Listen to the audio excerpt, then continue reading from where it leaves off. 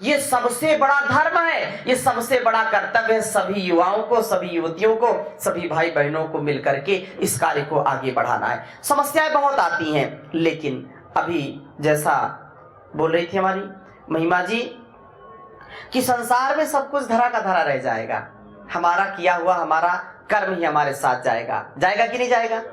तो बहुत सुंदर बात कही भर्तृहरि ने कि धनानि भूमौ पशवश्च गोष्ठे भार्या गृही द्वारि जना शमशाने देहश्चितायाम परलोक मार्गे कर्मानुगो गच्छति जीव एकः। ये संसार है ना, बड़ा विचित्र है।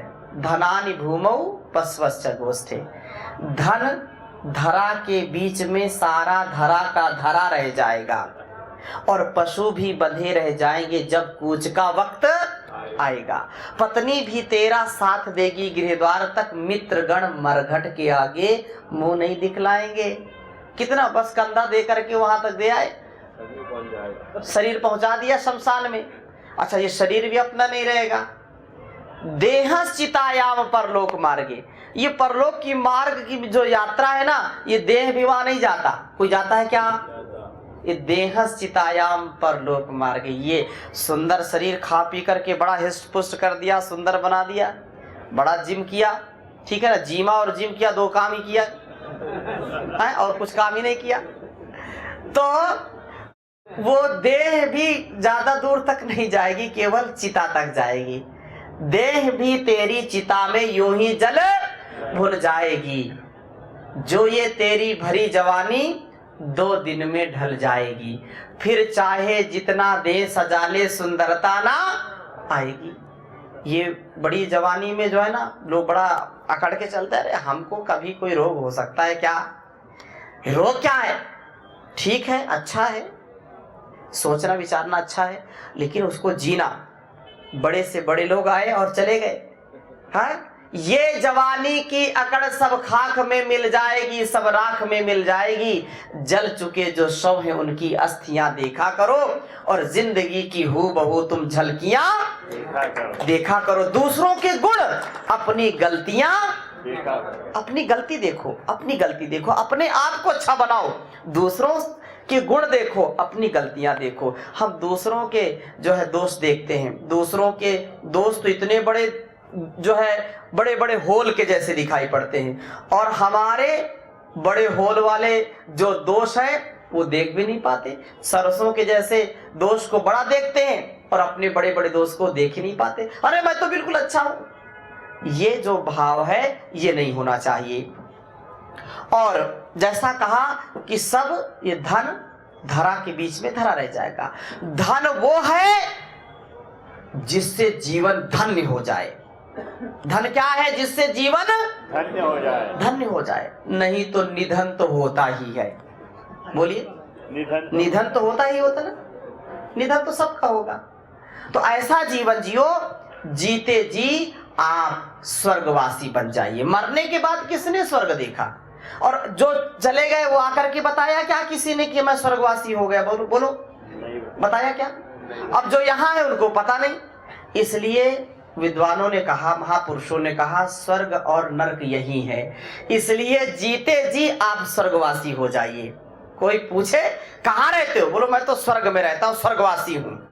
ये धरती स्वर्ग है। धरती क्या है? हमारा घर भी स्वर्ग है। घर हमारा क्या है? स्वर्ग है। आचार्य चाणक्य एक बात बताता हूँ और आकलन करना कि वास्तव में हम स्वर्ग में रह रहे हैं कि नरक में रह रहे हैं। बहुत ही महत्वपूर्ण बात है, ध्यान दीजिए। ये ट्रेनिंग आपकी चल रही इसलिए कि अब ऐसा आपको बनना है, विशेष बनना है। बहुत सुंदर बात कही कि वास्तव में स्वर्ग और नरक है क्या। आचार्य चाणक्य एक दिन नगर में टहल रहे थे, घूम रहे थे, तो लोगों ने पूछा, अरे महामात्य आप यहाँ कैसे टहल रहे हैं? तो बोले कि मैं यहाँ शमशान ढूंढ रहा हूँ। क्या कहा? शमशान की खोज कर रहा हूँ। अरे आचार्य कैसी बातें कर रहे हैं? शमशान तो नगर के बाहर होते हैं, नगर के अंदर शमशान थोड़े होते हैं। बोले नहीं, शमशान नगर के अंदर भी। बोले कैसे? बोले एक शमशान जो नगर के बाहर है वहां मुर्दे जलाए जाते हैं, और एक शमशान घर के अंदर जिसमें जिंदे लोग जलाए जाते हैं। समझ रहे बात? दो चीजें हैं, एक जिंदे को जलाता है, एक मुर्दे को जलाता है। एक शमशान घर के बाहर है और एक शमशान गांव में घर में है। कैसे? वो व्यक्ति पूछने का, आचार्य बताइए ये क्या रहस्य आपने बता दिया मुझको। बोले सुनो। बोले सुनाओ। कहा कि ना विप्र पादोदक कर्दमानी, ना वेद शास्त्र ध्वनि गर्जितानी, स्वाहा स्वधाकार विवर्जितानी, शमशान तुल्यानि गृहाणितानि। बहुत महत्वपूर्ण बात कही। कहा कि देखो, जिस घर में अतिथि आए और अतिथि का सत्कार ना हो, अतिथि का पाद प्रक्षालन ना हो, और उस पाद प्रक्षालन से, उसके चरण धोने से जिस घर की जमीन, जिस घर का जो है उसकी भूमि गीली नहीं हो जाती है, वो घर शमशान के समान है। अर्थात हमारी जो ऋषि परंपरा है, जो सनातन परंपरा है, अतिथि देवो भव। अतिथि देवो भव। जिस घर में अतिथि का सत्कार नहीं है वो घर शमशान के समान है। उस घर में रहने वाले लोग नरक में रह रहे हैं, याद रखना। अब फिर ये बात विचित्र आती है कि अतिथि कौन है भाई? अब वो अतिथि रिश्तेदार थोड़ी है। अगर रिश्तेदार अच्छा है, धर्मात्मा, तब तो अतिथि। महर्षि दयानंद जी और हमारा शास्त्र क्या कहता है कि जो वास्तव में सच्चा विद्वान है, क्या है? सच्चा विद्वान है, जो निस्वार्थी है, जो राष्ट्र के, समाज के कार्य में लगा रहता है, जो आत्म कल्याण से विश्व कल्याण के इस पावन अभियान में लगा रहता है, वो सच्चा ब्रह्मनिष्ठ श्रोत्रिय और द्विज, वो अच्छा अतिथि है। अब ये ना हो अतिथि कब जाओगे? बोलो। अतिथि, ऐसा अतिथि किसी काम का नहीं है, आकर के डेरा ही जमा दिया। और कई अतिथि ऐसे आ जाते हैं आजकल की एक दिन रहा, दूसरे दिन सारी तिजोरी साफ हो गई। तो सावधान होना, ठीक है ना? सावधानी के साथ। पहले लोग लिखते थे अतिथि देवो भव घर में, फिर लिखने लगे शुभ लाभ, फिर लिखने लगे स्वागतम, फिर लिखने लगे वेलकम। अब लिखते कुत्तों से सावधान। लिखते कि नहीं? अरे आप नहीं लिखते, मतलब बड़े बड़े शहर में आपने देखा कि नहीं? विश्वास देखा, गेट में बड़ी पट्टी लगी कुत्ते से सावधान। अब ऐसा लगता है कि सब घर में कुत्ते ही रहते हैं। बताओ कैसा ये गिरावट का समय आ गया है। कुत्ते से सावधान। अब व्यक्ति भी, जो समझदार व्यक्ति, वो थोड़े कुत्तों के घर जाएगा, अपने कपड़े थोड़े फड़वाएगा। हम अपने घर को स्वर्ग बनाएं। अतिथि देवो भव, पहली बात। दूसरी बात, ना वेद शास्त्र ध्वनि गर्जितानी। याद रखना, जिस घर में बड़े बुजुर्ग मिलकर के, छोटे बच्चे मिलकर के वेद और शास्त्रों का स्वाध्याय नहीं करते, जिस घर के बच्चे वेद और शास्त्रों के मंत्रों का, श्लोकों का वाचन नहीं करते, जिसमें षड दर्शनों के सूत्रों का वाचन नहीं करते, शास्त्रों से शून्य घर शमशान के समान है। पहले हर घर में बड़े बुजुर्ग महाभारत की कथाएं करते थे, सुनाते थे कि नहीं? हमारे घरों में माताएं महापुरुषों की, राम की, कृष्ण की कथाएं सुनाती थी। आपके सामने सबसे बड़ा उदाहरण माता जीजाबाई का है, जिन्होंने धीरता, वीरता, गंभीरता की कथाएं सुना सुना करके छत्रपति शिवाजी महाराज जैसा व्यक्तित्व तैयार कर दिया। इसलिए हमारे घरों में वेद और शास्त्रों का गुंजायमान होना चाहिए। अगर घर को स्वर्ग बनाना चाहते हैं तो अपने घरों को वेद, उपनिषद, दर्शन, गीता, रामायण, महाभारत जैसे ग्रंथों को लाना, पढ़ना, पढ़ाना, सुनना, सुनाना और वैसा आचरण में लाना, तो घर स्वर्ग बन जाएगा। छोटे छोटे बच्चे, पतंजलि गुरुकुलम के छोटे छोटे बच्चे जो है आचार्य कुलम के, चाहे वह पतंजलि विश्वविद्यालय हो, आयुर्वेद महाविद्यालय हो, मैं आह्वान करना चाहता हूं कि जो अपने बच्चों को ऐसा बनाना चाहते हैं, आपके सामने उदाहरण है, ये बेटी जो 6 दर्शन, श्रीमद् भगवत गीता, उपनिषद सब कंठस्थ किया और उसको जीती है। जोरदार अभिनंदन करें।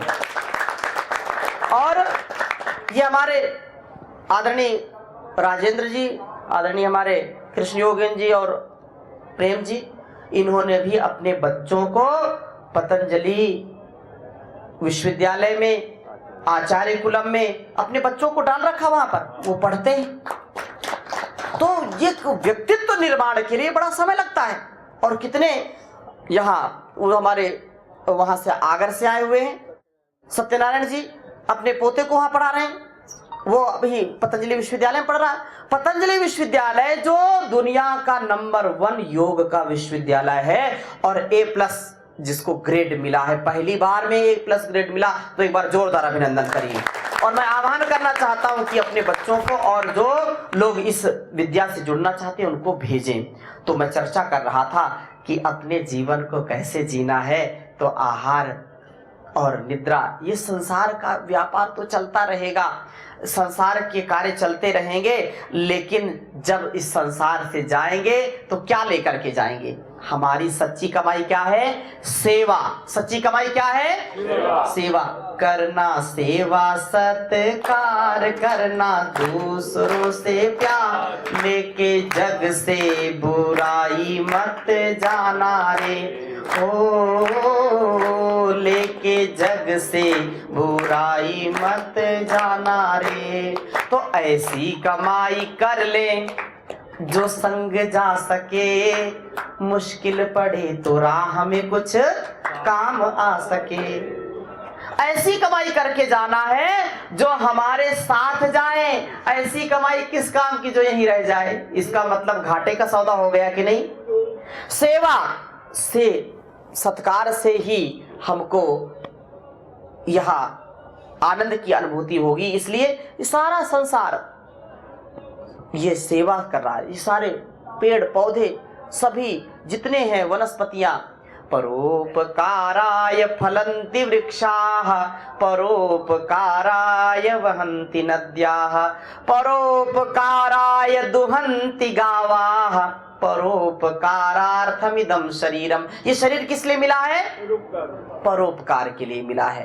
परोपकार करेंगे तो निसंदेह संसार का उद्धार होगा।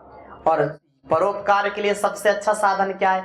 दुनिया में लोगों ने अपने प्राणों की आहुति दे दी लोक सेवा में, संसार की सेवा में, लेकिन अब प्राणों की आहुति देने का अवसर नहीं है। अब तो पल पल जीने का अवसर है कि अपने राष्ट्र के लिए, समाज के लिए हम जिए तो देश और संसार का कल्याण होगा। तो मैं स्वर्ग की चर्चा कर रहा था कि अपने घरों में गीता, उपनिषद, रामायण लाइए, खुद पढ़िए और बच्चों को पढ़ाइए। क्या करते हैं कुछ लोग ले आते हैं, बड़ी श्रद्धा, हम तो बहुत जो है हमारे यहाँ सब कुछ क्या करेंगे, गीता लाएंगे, उसको बिल्कुल लाल कपड़े में 4-10 परत में लपेट करके रख देंगे, अगरबत्ती, जय गीता मैया है आरत श्री रामायण जी की, आरती खूब करेंगे, लेकिन उतारते नहीं आचरण में। क्या फायदा इससे? उसको आरती भी उतारो, अच्छी बात है, श्रद्धा है, लेकिन उससे ज्यादा, आरती से ज्यादा आवश्यक है आचरण में उतारना। आचरण में उतारना बहुत उत्तम विचार है। और अगर घर को स्वर्ग बनाना तो क्या कहा कि घर में वेद शास्त्र जरूर होने चाहिए। वेद शास्त्र नहीं है, पढ़ते लिखते नहीं है, तो घर शमशान के समान है। उससे और महत्वपूर्ण बात, ना वेद शास्त्र ध्वनिगर्जितानि स्वाहा स्वधाकार विवर्जितानि। क्या कहा?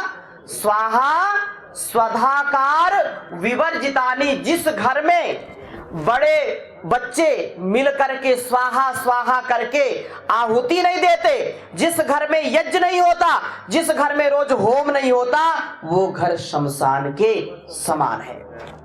याद रखना।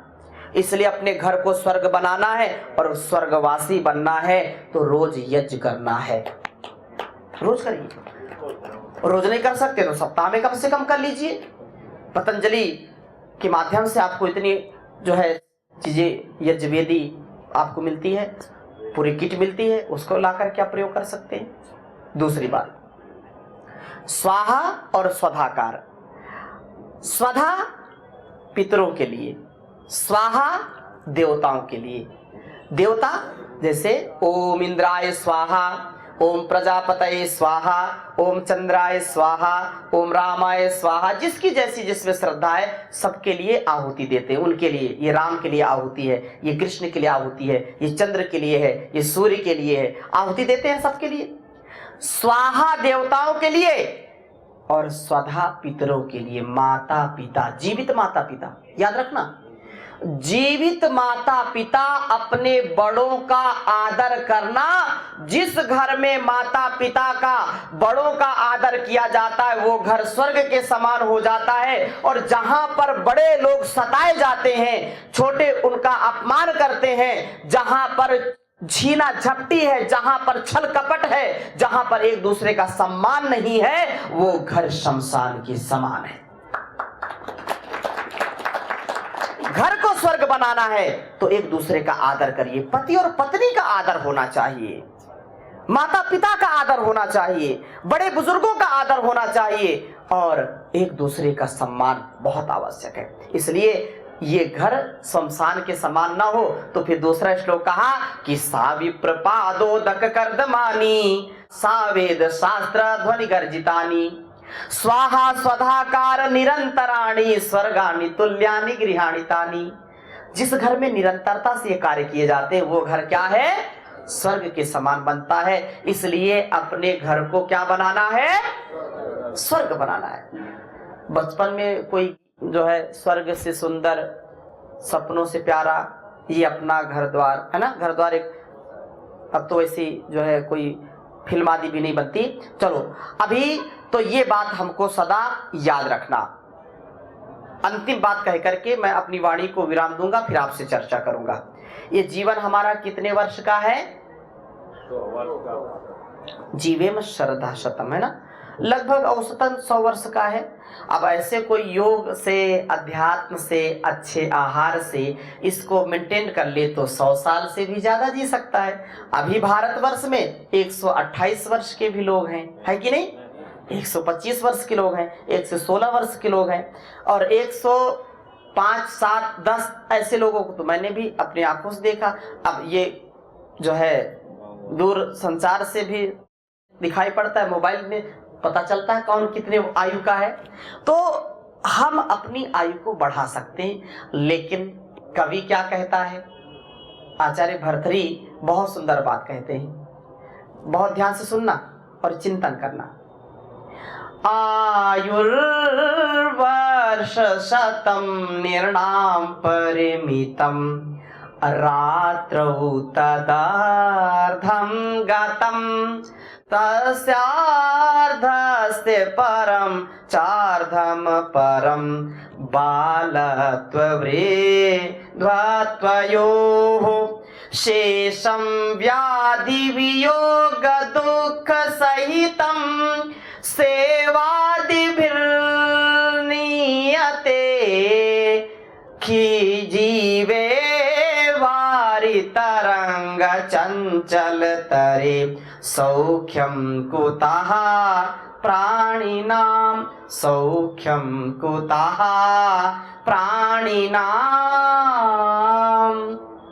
कहा कि देखो 100 वर्ष का मान लेते हैं आयु है, 50 वर्ष तो सोने में चले गए। कितने वर्ष? 12 घंटे का दिन, 12 घंटे की रात, मान के चलो तो आधी आयु तो किस में गई? सोने में। बच्ची 50 वर्ष की आयु। अच्छा 50 में भी 25 और 25 50 हो गए।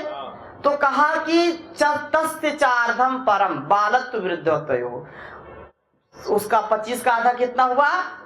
12.5 और 12.5 वर्ष का बचपना और 12.5 वर्ष का बुढ़ापा, वो भी चला गया। कितनी आयु बची? 25 वर्ष आयु बची। कितनी? 25। और 25 में भी क्या है?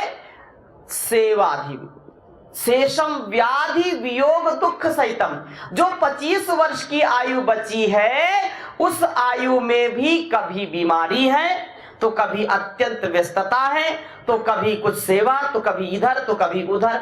मतलब पूरे जीवन भर कहीं शांति मिलती नहीं, कहीं हमको सच्चा सुख मिलता नहीं है। जीवे वारी तरंग चंचल तरे, ये बड़ा चंचल है जीवन। तो हमको योगमय जीवन जी करके जीवन को संतुलन में जीना। कैसे जीना है? संतुलन में जीना है। इसलिए अपने जीवन को परोपकार में, सद्व्यवहार में ऐसे ढालना है, योग के कार्य में ऐसे ढालना है कि जब तक हम जिए पूरे शान से जिए।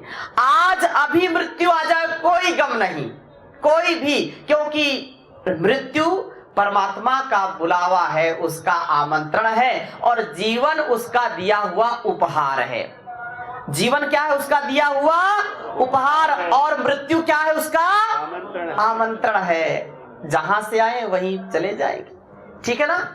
इसलिए ये संसार का व्यापार बड़ा ही विचित्र है और इसमें सूझबूझ के साथ जीना। लोग सोचते जैसे जैसे आयु व्यतीत होती लगता अब जीने का मजा आ रहा है। कभी लगता नहीं कि रोज रोज जो है जैसे घड़े का एक एक बूंद पानी रिस करके सारा पानी जो है बह जाता है, तो ऐसे ही आयु हर पल हमारी क्षीण होती रहती है। फिर भी व्यक्ति की वासनाएं बढ़ती जाती हैं।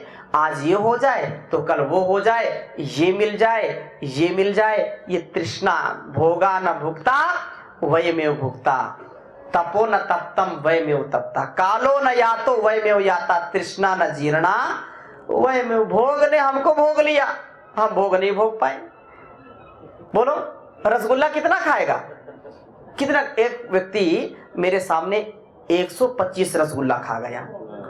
125 रसगुल्ले, ऐसे लोग हैं। लेकिन ऐसा जो ज्यादा रसगुल्ला खाएगा तो कभी ना कभी पटाखा फूटेगा। बोलो, तो ये खाने वालों की भी कमी नहीं है। लेकिन अच्छी सच्ची बात क्या है कि हम निर्लेप जीवन जिए। इस क्षण भर के सुख को मूल में नहीं रखना, इसमें भूल ना हो कभी। मानव सोचो जग के सुख का विस्तार रहेगा, कितने दिन संसार रहेगा, कितने दिन यह प्यार रहेगा, कितने दिन मानव सोचो जग के सुख का। कोई आता कोई जाता, सबसे थोड़े दिन का नाता। कोई आता कोई जाता, सबसे थोड़े दिन का नाता। जिनका भी आश्रय लेते हैं वह उपकार रहेगा, कितने दिन संसार रहेगा, कितने दिन। चाहे पितु हो या माता हो, पत्नी हो या सुत भ्राता हो, चाहे पितु हो या माता हो, पत्नी हो या सुत भ्राता हो, जिनको अपना कहते उन पर अधिकार रहेगा, कितने दिन संसार रहेगा, कितने दिन। तुम प्रेम करो अविनाशी से, मिल जाओ घट घट वासी से। तुम प्रेम करो अविनाशी से, मिल जाओ घट घट वासी से। ऐ पथिक यहाँ मैं मेरे का ऐ पथिक यहाँ मैं मेरे का व्यापार रहेगा, कितने दिन संसार रहेगा, कितने दिन। जो जग में सच्चे ज्ञानी है, परमात्म तत्व के ध्यानी है। जो जग में सच्चे ज्ञानी है, परमात्म तत्व के ध्यानी है, उनसे पूछो जग का माना। विस्तार रहेगा, कितने दिन संसार रहेगा, कितने दिन। यह प्यार रहेगा, कितने दिन। मानव सोचो जग के सुख का, विस्तार रहेगा, कितने दिन। यह प्यार रहेगा, कितने दिन। तो संसार को निर्लेप भाव से जीना, और हम सौभाग्यशाली हैं कि हमको एक ऐसा समर्थ गुरु मिला है जो हमको हमारे जीवन का लक्ष्य और संसार की सेवा का लक्ष्य बताते हैं। तो योग सेवा में आप निरंतर लगे रहें। योग सेवा ये राष्ट्र सेवा है, योग सेवा ये विश्व सेवा है, योग सेवा युग सेवा है, ये सच्ची मानवता की सेवा है। तो इससे अपना भी और संसार का कल्याण होने वाला है। तो इसको 100 गुना 1000 गुना इसको आप बढ़ाइए, यही सच्ची कमाई है। इसमें कभी चूकना नहीं है। ये अवसर बार बार मिलने वाला नहीं है, मौके पर चौका मार दीजिए, ठीक है ना। तो बहुत बहुत आप सबको साधुवाद, बहुत बहुत प्रणाम।